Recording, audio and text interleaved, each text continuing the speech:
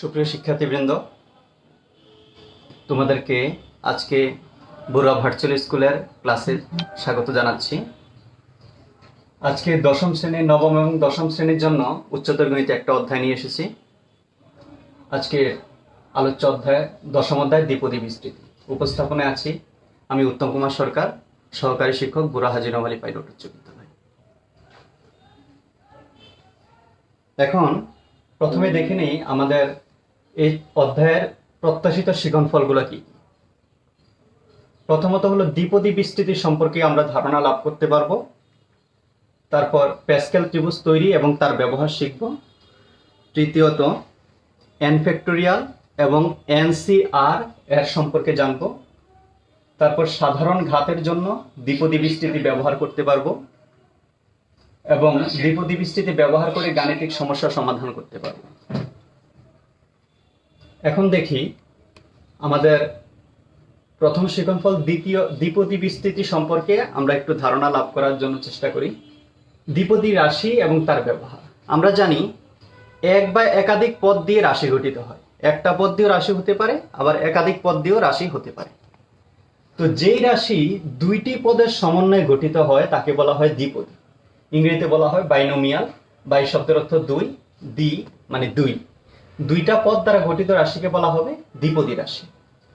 তো এখানে উদাহরণ হিসেবে আমরা বলতে পারি 3a + 5b। এখানে 3a একটা রাশি, 5b একটা রাশি, তাহলে এটা একটা দ্বিপদী রাশি।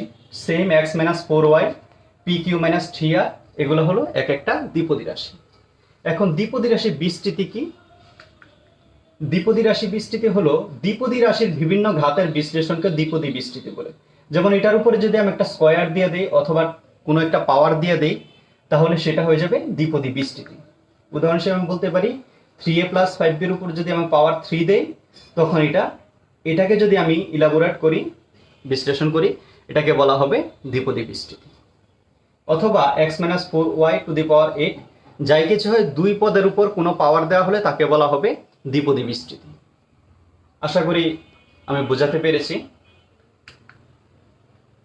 কিছু দ্বিপদী বিস্তৃতি দেখি আমরা। প্রথমে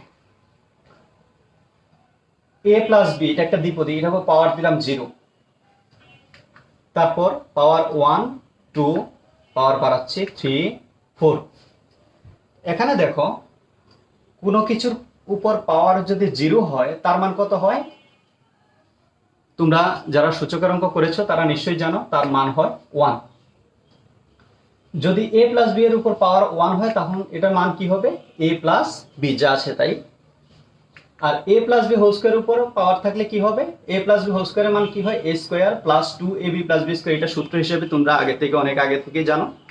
যদি পাওয়ারটা 3 দেই তখন a³ + 3² b + 3ab² + b³। এরকম ভাবে যদি আমি পাওয়ার আরো বাড়াতে থাকি, 4 দিলে, এটা সূত্র কিন্তু আমি মুখস্থ জানি না, এটা আমরা বাইর করে আসি। এখন দেখো এগুলোর মধ্যে কোনো মিল কি লক্ষ্য করা যায়? যে কোনো একটা নিয়ম অনুসরণ করছে এমন কি মনে হয়? হ্যাঁ, এখানে কয়েকটা নিয়ম অনুসরণ করছে, একটু খেয়াল করো। প্রথমত, দ্বিপদী বিস্তৃতির পাওয়ার যখন 0 তখন এখানে বিস্তৃতির পদ সংখ্যা 1টি।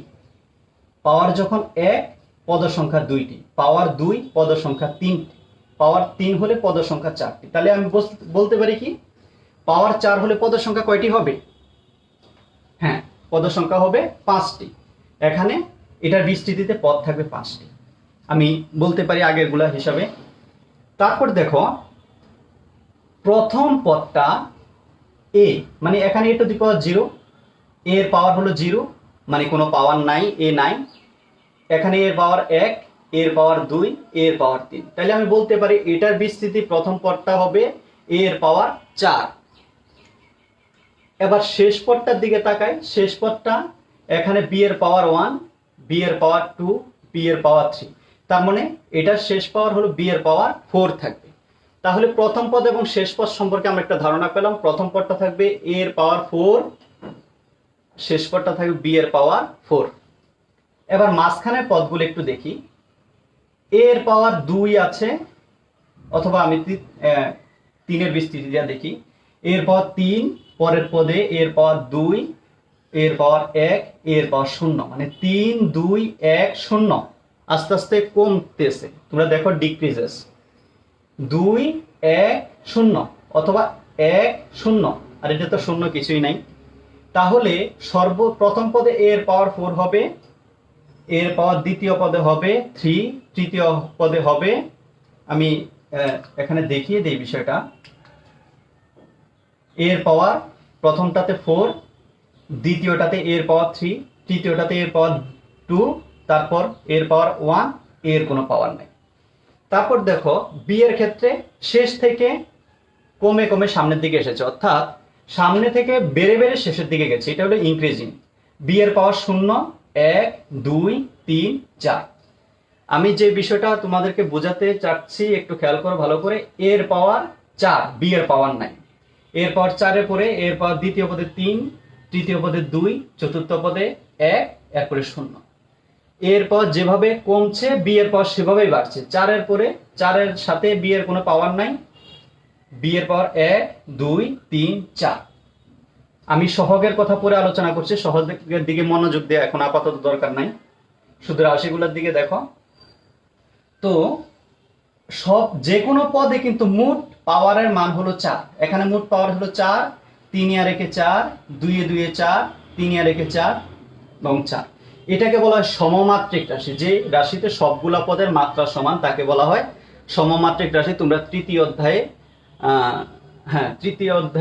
সেটা দ্বিতীয় অধ্যায়ে সেটা পড়েছো, বীজগাণিতিক রাশি অধ্যায়ে সেটা পড়েছো, সমমাত্রিক রাশি কাকে বলে। এই কথাটা কিন্তু অবজেক্টিভে আসে, কোনটা সমমাত্রিক রাশি। আচ্ছা, তাহলে এখানে রাশি a to the power 4 a cube b a square b square a b cube b to the power 4। এই জিনিসটা তোমরা আশা করি বুঝতে পেরেছো। এবার আসি সহগের কথায়। সহগগুলোকে একটু দেখো, প্রথমটাতে 1 1 1 1 2 1 1 3 3 1 1 4 6 4 1 সহগের কথা বলছি। এখন আমরা সহগগুলোকে একটু আলাদা করে ঠিক এই পজিশনে আমি লিখি, দেখি একটু কি করা যায়। এই যে প্রথমটাতে ছিল 1, তারপরেরটাতে 1 1 1 2 1 1 3 3 1। এখন দেখো এগুলোর মধ্যে কি মিল লক্ষ্য করা যায়। এই তিনটা ঠিক আছে 1, এই 1 1 যোগ করে 2 মানে 1 প্লাস 1 ইকুয়াল 2। এরপরে 1, প্রথমটা 1, এরপরে এটা এই পজিশনে হতো 2 আর 1 আর 2 এর মাঝামাঝি হতো, 1 আর 2 যোগ করলে 3, 2 আর 1 যোগ করলে 3 আবার 1। এরপরে লাইনটা যদি লিখি, প্রথম পদটা হবে 1, দ্বিতীয় পদটা 3 এর 1 4, 3 এ 3 6, 3 এর 1 4, তারপর 1। দেখো এরপরে পদটা কি হয় 1, এরপর আসে একটা 4, 3 এ 3 6, 3 আর 1 4, তারপর হলো 1। তাহলে এই একটা ত্রিভুজ হয়। তোমরা কি খেয়াল করেছো এখানে একটা ত্রিভুজ হয়, এই ত্রিভুজটা তুমি ইচ্ছা করলে আরো বাড়িয়ে নিতে পারো। দেখো কিভাবে একটা বাড়িয়ে নেওয়া যেতে পারে, কিভাবে 1, তারপর হলো 5, 4 এর 1 5, 4 এ 6 10, 6 4 10, 4 এ 1 5, আর হলো ত্রিভুজের প্রতিটা বাহু সবগুলাতে 1। এখন দেখো একটা ত্রিভুজ হচ্ছে। কিন্তু এই ত্রিভুজের পরবর্তী লাইন কি তোমরা করতে পারবে? এই ত্রিভুজের পরবর্তী লাইন তোমরা করে নিবা। এখন দেখো আমি ত্রিভুজটা মুছে দেই, পরে লাইনগুলো নিজেরা করবা। এই ত্রিভুজটাকে আমরা বলবো প্যাসকেল ত্রিভুজ। এই ত্রিভুজ ব্যবহার করে তোমরা এই দ্বিপদী বিসি অঙ্ক করতে পারবা। এখন দেখো এই ত্রিভুজের লাইনগুলোতে n সমান যখন 0, সাধারণত 0 কোনো বিস্তৃতি আমরা করি না, প্রয়োজন হয় না। সবসময় মনে রাখবা কোনো কিছুর পাওয়ার 0 হলে তার মান হবে 1, এটা কোনো বিস্তৃতি করার প্রয়োজন নাই। n এর মান 1 হলে পদ 2টা, 2 হলে পদ 3টা, 3 হলে পদ 4টা। এই পর্যন্ত তোমরা মুখস্থ জানো। a প্লাস b হোল কিউবের সূত্র তোমরা মুখস্থ জানো।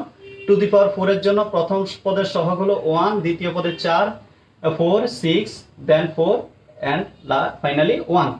পঞ্চম পদের n ইকুয়াল 5 হলে টু দি পাওয়ার 5 এর জন্য বিস্তৃতি পদ 6টা এবং 6টা সহগ 1 দেন 5 দেন 10 দেন 10 এন্ড 5 এন্ড ফাইনালি 1।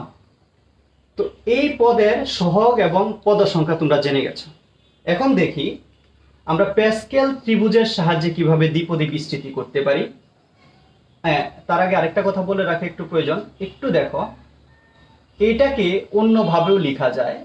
অন্য কোনোভাবে যদি লিখতে হয়, এই পদটাকে আমরা কি দিয়ে রিপ্লেস করব? 1 0, মানে n এর মান 1, 0 মানে প্রথম পদ। একটু খেয়াল করো, 0 মানে শূন্যতম পদ না, 0 মানে প্রথম পদ, 1 মানে দ্বিতীয় পদের সহগ। 0 মানে প্রথম পদের সহগ, দ্বিতীয় পদের সহগ, তৃতীয় পদের সহগ। 0 এর জন্য 1, 1 এর জন্য 2, 2 এর জন্য 3। তো 0 থেকে গণনাটা শুরু হয়। প্রথম পদ তৃতীয় লাইনের প্রথম পদ, দ্বিতীয় পদ, তৃতীয় পদ, চতুর্থ পদ। চতুর্থ লাইনে এখানে আরেকটু নিচে আসবে এই বিষয়টা।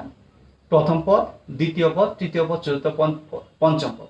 n = 5 এর জন্য এখানে লাইনটা দেওয়া নেই। এখন দেখো তো এই বিষয়টা অথবা এই বিষয়টা প্যাসকেল ত্রিভুজ বলা হয়। প্যাসকেল ত্রিভুজের মানগুলো আমরা এইভাবে বের করতে পারি। তোমাকে যদি কখনো প্রয়োজন হয়, পঞ্চম লাইনের চতুর্থ পদ, তাইলে কি হবে? n উপরে থাকবে ব্র্যাকেটের ভিতরে একটা ম্যাট্রিক্সের মতো করে, n উপরে থাকবে, চতুর্থ পদের জন্য 3 থাকবে নিচে। তো এই বিষয়টাকে আমরা এইভাবে লিখতে পারি, একটা ব্র্যাকেটের ভিতরে উপরে যদি চতুর্থ লাইনের তৃতীয় পদ হয়, কোনটা হবে বলো? চতুর্থ লাইনের তৃতীয় পদ n 2, 2 কিন্তু তৃতীয় পদ। আচ্ছা, এবার একটু সমস্যায় আসি আমরা। এই এখন যা যা শিখলাম তাতে কি সমস্যা আমরা সমাধান করতে পারি একটু দেখি। প্যাসকেল ত্রিভুজ ব্যবহার করে দ্বিপদী বিস্তৃতি নির্ণয়। একটা সমস্যা এখানে উপস্থাপন করা আছে। প্যাসকেল ত্রিভুজের সাহায্যে 1 + 28x হোল টু দি পাওয়ার 5 এর বিস্তৃতি নির্ণয় করতে হবে। তোমরা যদি খাতা কলম সামনে থাকে, খাতা প্রশ্নটা লিখতে পারো। আর এই প্রশ্নটা অঙ্কটা উদাহরণ থেকে নেওয়া হয়েছে, তোমরা ইচ্ছে করলে বই থেকেও খুলতে পারো। এখন অঙ্কটা বুঝো আগে। দেখো 1 - 28x⁵, এখানে একটা দ্বিপদী রাশি আছে এবং বিস্তৃতি হলো 5। তো 5 এর প্যাসকেল ত্রিভুজ আমরা করে ফেলি আগে। 1 1 1 1 1 2 1 1 3 3 1 1 4 6 4 1 1 5 10 10 5 1। এই প্যাসকেল ত্রিভুজের তোমরা ইচ্ছা মতো বাড়াতে পারবা। আমি পরের লাইনটা বলি। 1 5 এর 6, 5 এর 10 15, 10 এর 10 20, 5 এর 10 15, 5 এর 6 আর কোনাতে ফাইনালি 1। আচ্ছা, এখন দেখো প্যাসকেল ত্রিভুজের সাহায্যে এটা বিস্তৃতি করব। তো এখানে টু দি পাওয়ার যেহেতু 5, সেখানে এখানে যেহেতু আমার পাওয়ার 5 আছে, তাহলে পদ হবে 6টা। তাহলে প্রথম পদের সহগ 1, দ্বিতীয় পদের সহগ 5, তৃতীয় পদ 10, তারপর চতুর্থ পদ 10, 5 and ফাইনালি 1। তো আমি সহগ বসিয়ে দিলাম আগে 1 5 10 ফাইনাল अगेन 10 5 1। এই যে ফার্স্ট ব্র্যাকেটটা এখানটা না হলেও চলবে। এবার দেখো প্রথম এর জায়গায় আছে কত? দ্বিপদী বিস্তৃতির প্রথম অংশটা কত? প্রথম পদ কত? 1। দ্বিতীয় পদ কিন্তু 3x, কিন্তু সহগ আছে মাইনাস, তাহলে দ্বিতীয় পদটা হলো -3x। তো তাহলে সব আমি আগেই বলেছিলাম প্রথম অংশে x এর টু দি পাওয়ার 5 হবে, মানে 1 এর টু দি পাওয়ার 5। আর তোমরা জানো 1 এর উপর কোনো পাওয়ার দিলে সেটা 1ই থাকে, 1 এর উপর যতই পাওয়ার দেওয়া হোক সেটা 1 থাকবে। তাহলে 1 এর উপর পাওয়ার দিয়ে কোনো লাভ নাই, তাহলে দ্বিতীয় পদ থাকবে না। তারপর দ্বিতীয় পদে আসো, প্রথম পদ থাকবে না, 1 কোথাও থাকবে না। 1 যতই 1 এর উপর পাওয়ার একবার 5 হবে, 4 3 2 1 0। তাহলে 1 এর উপর পাওয়ার দিয়ে আমার কোনো লাভ নেই, তাহলে -3 এর উপর আমি পাওয়ার দিয়ে দেব। -3 এর প্রথম পদে কয়টা -3 থাকবে? থাকবে না, পাওয়ার 0। দ্বিতীয় পদে -3 একটা, তৃতীয় পদে -3 দুইটা, চতুর্থ পদে 3টা, পঞ্চম পদে 4টা, ষষ্ঠ পদে 5টা। আশা করি প্রথম লাইনটা তোমরা বুঝতে পেরেছো। আমি সহগ আনবো প্যাসকেল ত্রিভুজ থেকে, আর এই যে দুইটা পদের আস্তে আস্তে একটাতে সহগ কমিয়ে কমিয়ে যাব, একটাতে পাওয়ার কমিয়ে কমিয়ে যাব, আরেকটাতে পাওয়ার বাড়িয়ে বাড়িয়ে শেষ পর্যন্ত যাব। এবার ক্যালকুলেশনটা খুব ইজি, তোমরা এটা পারবা। 1 3 5 15, 3 3 9 9 10 90, 3 3 9 3 9 27, 27 10 গুণ করলে 270, 3 টু দি পাওয়ার 4 হলো 81, 5 × 81 হলো 405, আর 81 × 3 হলো 243। তাহলে আর পাওয়ার x এর পাওয়ারগুলো দেখো, x প্রথমটাতে নাই, দ্বিতীয়টাতে একটা x, তৃতীয়টাতে দুইটা, তিনটা, চারটা এবং ফাইনালি 5টা। আর প্লাস মাইনাস হিসাব তো তোমরা নিশ্চয়ই জানো, একটা মাইনাস তার মানে একটা মাইনাস, দুইটা মাইনাস মানে প্লাস, তিনটা মাইনাস মানে মাইনাস, চারটা মাইনাসে প্লাস, পাঁচটা মাইনাসে মাইনাস। আসলে মাইনাস জোড় সংখ্যক হলে প্লাস হয়ে যাবে, আর বিজোড় সংখ্যক হলে সেটা মাইনাস হবে, সেটা তোমরা নিশ্চয়ই জানো। তাহলে এই প্যাসকেল ত্রিভুজের সাহায্যে এই সমস্যাটা কি তোমরা সমাধান বুঝতে পেরেছো? যদি আমরা বুঝতে পারি তাহলে আমরা পরের ধারণায় আসি, পরের টপিকে। দেখো, এই যে চিহ্নটা এক্সক্লেমেটরি সাইন, আশ্চর্যবোধক চিহ্ন আমরা বাংলা বা ইংরেজিতে ব্যবহার করি, এই সাইনটাকে আমি এখানে পড়বো ফ্যাক্টোরিয়াল। কি পড়বো? ফ্যাক্টোরিয়াল। তো ফ্যাক্টোরিয়াল পড়ার ক্ষেত্রে ফ্যাক্টর শব্দটা মানে গুণ, মাল্টিপ্লিকেশন, সরি ফ্যাক্টর মানে উৎপাদক। তো এটা ফ্যাক্টোরিয়াল মানে কোনো সংখ্যাকে অনেকগুলা সংখ্যার গুণফল আকারে লেখা হয়। তো এখানে ফর্মুলাটা হলো n factorial equal n into n minus one, n minus two, n minus three, then একেবারে কমতে কমতে 3, 2, 1 একে চলে যাবে। আমি আরেকটু সহজ করে বলি, উদাহরণ যদি দেই, 5 ফ্যাক্টোরিয়াল মানে 5, 5 থেকে 1 কমবে কত হবে? 4, আরো 1 কমবে 3, আরো 1 কমবে 2, আরো 1 কমবে ফাইনালি 1। এরকম ভাবে তুমি যদি 10 এর ফ্যাক্টোরিয়াল 10, 9, 8, 7, 6, 5, 4, 3, 2, তোমরা অনেক বড় বড় সংখ্যা ফ্যাক্টোরিয়াল করতে পারবে, কিন্তু সবগুলা ফাইনালি গুণ করে দিতে হবে। তাহলে এখানে ফাইনালি 3, 2, 1 কেন লেখা হয়েছে জানো? n এর মান কমতে কমতে কমতে কমতে একসময় 3, 2, 1 একের পরে আর যাওয়া দরকার নাই। একের চেয়ে ছোট সংখ্যা 0, শূন্যতে তোমরা যাবা না। 5, 4, 3, 2, 1, 7, 7, 6, 5, 4, 3, 2, 1 এইভাবে গুণ করে যত হয় এটা হলো ফ্যাক্টোরিয়ালের মান। তাহলে তোমরা ফ্যাক্টোরিয়ালে কাজ করতে পারবা, যে কোনো সংখ্যার ফ্যাক্টোরিয়াল তোমরা কি বাইর করতে পারবা? তোমরা একটা কাজ করবে, এখানে আরো কিছু সংখ্যার ফ্যাক্টোরিয়াল তোমরা বাইর করে নিজেকে পাকা করে ফেলবা। তারপর দেখো NCR, এটা অনেকভাবে লেখা যায়। এই এনটাকে তুমি নিচেও লিখতে পারো, বইয়ের মধ্যে উপরে n লিখেছে, বড় হাতের C লিখেছে, তারপর এখানে ছোট হাতের R লিখেছে। তাহলে আমরা বইয়ের নিয়মটাই ফলো করা বেটার। এই সিটাকে বলা হয় কম্বিনেশন। তোমরা যারা সায়েন্সে হায়ার ম্যাথ পড়তেছো, যদি ইন্টারমিডিয়েট তোমরা ম্যাথ পড়ো অপশনাল হিসেবে, তখন এই কম্বিনেশনের আলাদা চ্যাপ্টার পাইবা। কম্বিনেশনের বাংলা হলো সমাবেশ, পারমুটেশন এন্ড কম্বিনেশন আলাদা চ্যাপ্টারে পাইবা, খুব গুরুত্বপূর্ণ একটা চ্যাপ্টার। তো এখন ওই এত বিস্তারিত আলোচনা আমার দরকার নাই, শুধু কম্বিনেশন নামটা জানলেই চলবে আর সূত্রটা জানবো। তো ফর্মুলাটা দেখো, NCR, উপর হবে n ফ্যাক্টোরিয়াল, একটু আগে আমরা ফ্যাক্টোরিয়ালে কাজ করেছি, নিচে হবে r factorial into n minus r factorial. সূত্রটা দেখো, উপরে থাকবে উপরেরটার ফ্যাক্টোরিয়াল, নিচে থাকবে নিচেরটার ফ্যাক্টোরিয়াল, এবং উপরেরটা মাইনাস নিচেরটা ফ্যাক্টোরিয়াল। অবশ্যই তোমার মনে রাখতে হবে উপরের nটা আর এর চেয়ে কোনো অংশে কখনোই ছোট হতে পারবে না, অন্তত সমান হবে। তো এটাকে একটু আগে যে আমরা ওই যে প্যাসকেল ত্রিভুজে লিখেছি, এই যে ব্র্যাকেটের ভিতরে উপরে নিচে লিখলে এটাকে রিপ্রেজেন্ট করে। এটা সিঙ্গেল কলামে ম্যাট্রিক্সে যদি লিখি এবং এটা ফার্স্ট ব্র্যাকেট দিয়ে দেই, এই যে NCR যে মানটা তোমাকে দিবে, n আর এর এই ফার্স্ট ব্র্যাকেটে রাখলে সেই মানটাই দিবে। তুমি ইচ্ছা করলে এটা অথবা এটা যে কোনো একটা ব্যবহার করতে পারো। এখন দেখো একটা উদাহরণ দিলে সহজ হবে বিষয়টা। 5C3, তাহলে আমি অথবা উপরে 5 নিচে 3 লিখতে পারি। তাহলে সূত্র অনুযায়ী উপরে 5 ফ্যাক্টোরিয়াল, নিচে 3 ফ্যাক্টোরিয়াল, 5 মাইনাস 3 ফ্যাক্টোরিয়াল। তাহলে 5 ফ্যাক্টোরিয়াল মানে কত? 5, 4, 3, 2, 1। আমি একটা কাজ করি, 5, 4, 3, আর বাড়াবো না, এই কারণে আমি স্টপ করে দিলাম। নিচে একটা 3 ফ্যাক্টোরিয়াল আছে, আমি 3 ফ্যাক্টোরিয়াল কেটে ফেলবো, এই কারণে এটাকে আর বাড়াবো না। তুমি ইচ্ছে করলে বাড়িয়ে নিতে পারো, বাড়িয়ে সবগুলো আকার। তুমি যদি বেশি কাজ করতে পছন্দ করো তাহলে বাড়াবা, আর যদি কম কাজ করতে পছন্দ করো তাহলে বাড়ানোর দরকার নেই। আর 5 থেকে 3 বাদ দিলে 2 ফ্যাক্টোরিয়াল 2 ইন্টু 1, 2 ইন্টু 1। 3 ফ্যাক্টোরিয়াল বাদ, উপর 5 দুগুণে 10, 4 5 20, নিচে হলো 2 1 2। তো 20 কে 2 দিয়া ডিভিশন করলে 10 হয়। তো এখানে দেখো 20 কে 2 দিয়ে ভাগ করলে 10 হবে, তাহলে 5C3 এর মান হলো 10। তোমরা আরেকটা সহজ পদ্ধতি ব্যবহার করতে পারো, কোনো সূত্র বাদ দিয়ে একটা সহজ পদ্ধতি ব্যবহার করতে পারো। এই পদ্ধতিটা এই সূত্রকে বিশ্লেষণ করে বানানো হয়েছে, তোমরা সরাসরি এটা ব্যবহার করতে পারো। 5 কম্বিনেশন C3 হবে, উপরে হবে, এখানে নিচে কত আছে? 3। যদি 3 থাকে, উপরে 5 থেকে কমতে কমতে 3 বার কমবা, মানে 2 বার কমবা, 3টা পদ লিখবা, 5, 4, 3। আর নিচে লিখবা 1 2 3। যদি 5 মনে করো 8 সি 5 থাকলো, তাহলে কি লিখবো? 8 5 বার লিখবো, 8 7 6, তারপর 4 3, এই 5 বার লিখবো আর নিচে লিখবো 1 2 3 4 5।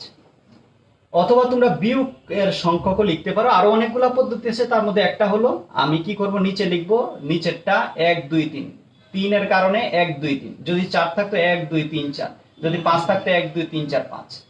আর উপরে 5 আছে, 5 থেকে আস্তে আস্তে কমে কমে কয়বার কমবো, কয়টা পদ লিখবো? 3টা। 5 4 3 আর নিচে হলো 1 2 3। কাটাকাটি করো, 3 এ 3 কাটা, আবার কাটা যাইতো, 4 5 20, 2 1 2 সমান 10।